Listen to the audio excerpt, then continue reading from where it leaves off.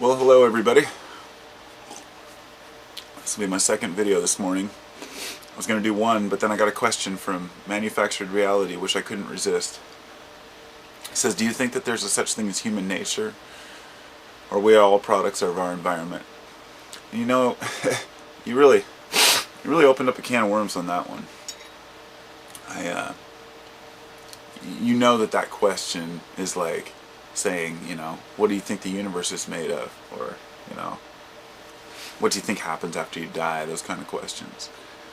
But I'm going to try to answer the question as best I can. Do I think that there's a human nature? Yes. Do I think that we're products of our environment? Yes.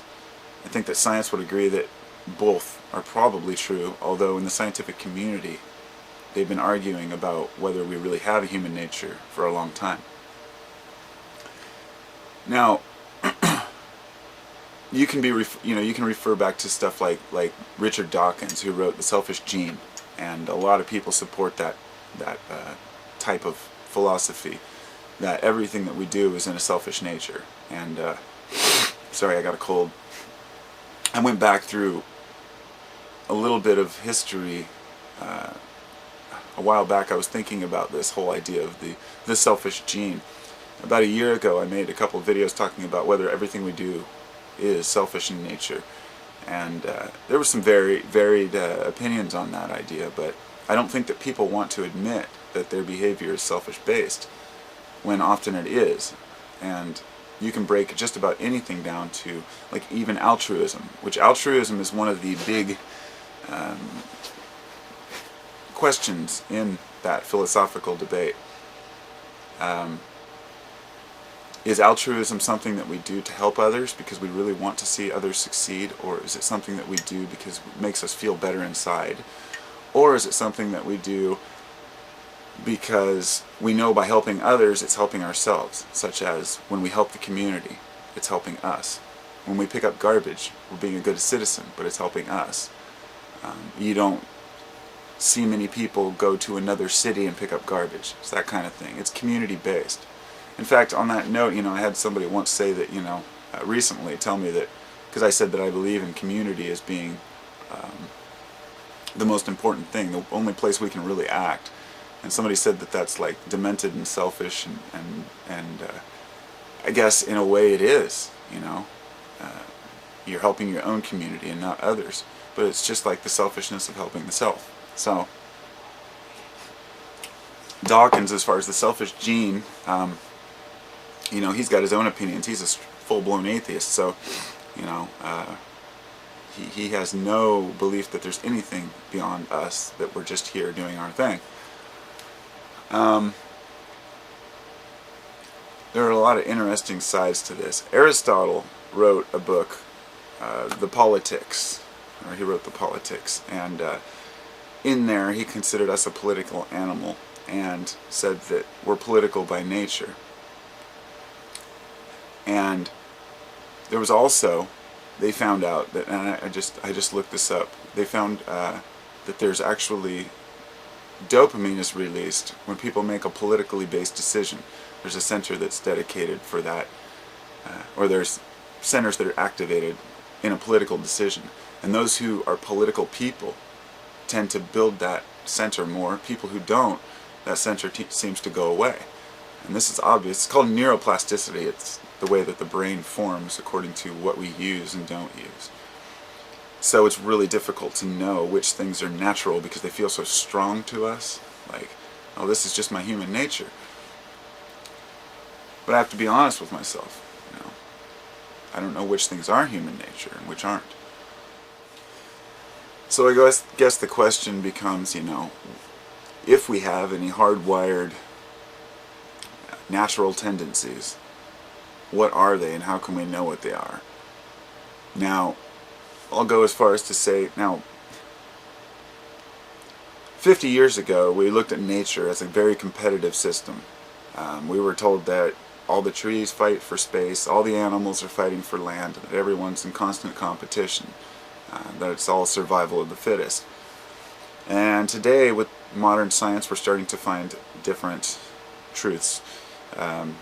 We find that trees actually photosynthesize, and pump the nutrients back down through the roots, through the mycelium, into smaller trees and feed the trees. I guess one could look at that as altruistic behavior of trees, if you wanted to go that far. We have found cases where animals raise other animals that they are either enemies with or perhaps don't associate with. Cats raising dogs, dogs raising cats. Animal kingdom, animals, strange animals becoming friends and making bonds. I saw one the other day, I think it was like a, can't even remember, like a hippo and a giraffe or some random combination like that, where they'd been friends since they were kids, since they were young, so they obviously had that bond, but it makes one wonder, what about later in life? Like, so how much of that is affected when, how much of that is created when we're young? So each person has different programs, different wiring from his environment. The question still remains, do we have any hardwired behaviors? And I think we do. I think that it's funny because you can't really find a particular, what's the word I guess I'm looking for? There's very few things that we can actually say this is the nature of man. They've raised animals in complete isolation. Monkeys, it's horrible, but then shown that they are hardwired for certain, like for example, a monkey was raised without a mother. They were given the choice of either a very hardwired cage that had milk or a very soft, plushy animal that didn't produce milk. The monkey would run over, he would nurse off of the one with the milk, then run back over and snuggle with the cuddled one, His natural instinct is to go to what is comfortable, to go to the soft, plushy mother, showing that he's hardwired for comfort over food. And this is one of the few things that I think that we are hardwired. We are hardwired to find comfort. And as far as the political side of us, I think that, Aristotle said we are political animals by nature. And at one time I wasn't quite so sure, but now I believe it. I really do. I think that we want justice. I think that we want compassion, honesty. We want to help others. We want to be altruistic. But we have to fight through our previous programming in our own lives in order to get past that. And so I don't think there will ever be a consensus on what actually constitutes our raw, natural instincts. But there are certain things that are hardwired in, such as our reaction to the way that we hear sounds. If someone screams at us or we hear a loud sound, we're going to jump, we're going to cringe. That's a natural reaction that's throughout the animal kingdom. If we hear a baby cry, it's a very disturbing sound to us. And so sounds, and certain sounds can trigger certain feelings. And likewise, certain sights can probably trigger very similar emotions, although since it's so mixed together with our other sights and the way that we view the world, that it's really hard to know what's natural and what's not. I don't think the question will ever be answered, but I think that we are political animals by nature. And I think that we want to, and I'm not talking about just direct politics, but rather the political assessments that we make, the decisions we make based on what we think is right and what we think is wrong. Because politics, although it's been turned into a right and left type thing, it's not. Politics is the nature of man to try to get along. Politics are a way of assimilating and associating everyone's different beliefs into a system that works for everyone. And it's very difficult to know if that political nature is hardwired, because it's something that we're forced to do, that we have to do. If you're not political in nature, then you never resolve any issues. So it's a very tough one sometimes.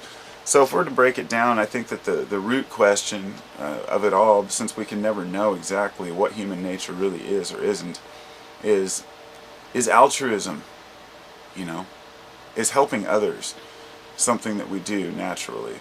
And observing trees, observing plants helping one another, the symbiotic relationship that plants and animals have with one another, as well as the not quite so competitive nature of animals.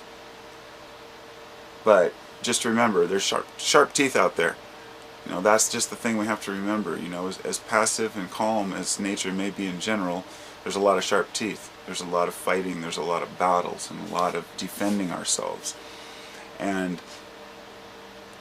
this isn't going to go away. In other words, I don't see an earth-wide utopia, because if there is a human nature, at least one component of it is going to be that a certain percentage of humans are going to be psychotic or delusional or abusive and are going to try to take power and are going to try to take more than their share. So this leads us to this idea of there is no magic solution. There is no key to open up this utopia on Earth. We have to live with what we have and make it work. So that takes a little bit of this, and a little bit of this, a little bit of this, a little bit of everything, you know. People all find their own ways to kind of intermingle with the world that they live in. And this is one of the oldest, longest going philosophical debates of all time, is whether or not there is a human nature. So that was my opinion, although there were no conclusions derived. This, you know, there can't be, because I can't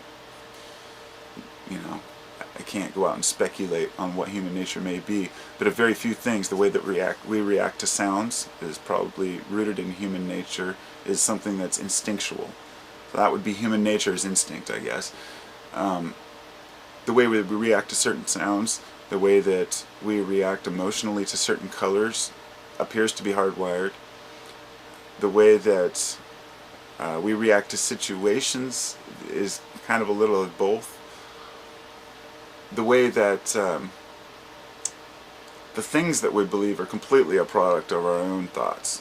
So I don't think that there's a natural tendency for people to just know what's true as far as, say, spirituality or anything like that. I think these are things that have to be worked towards. But it's in human nature to want to know these things.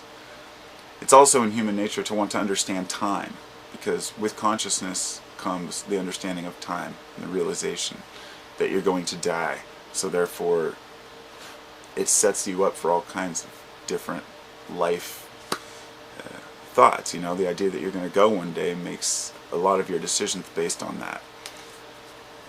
So, I guess that's about all I got. I think that the basics are hardwired, but a majority of it is learned. 99% of who we are is a product of our environment. It's kind of interesting to try to trace it back. Anyway, take care, everybody. I hope that answered somewhat of your question. There really is no answer, but we do our best to figure it out. Latro.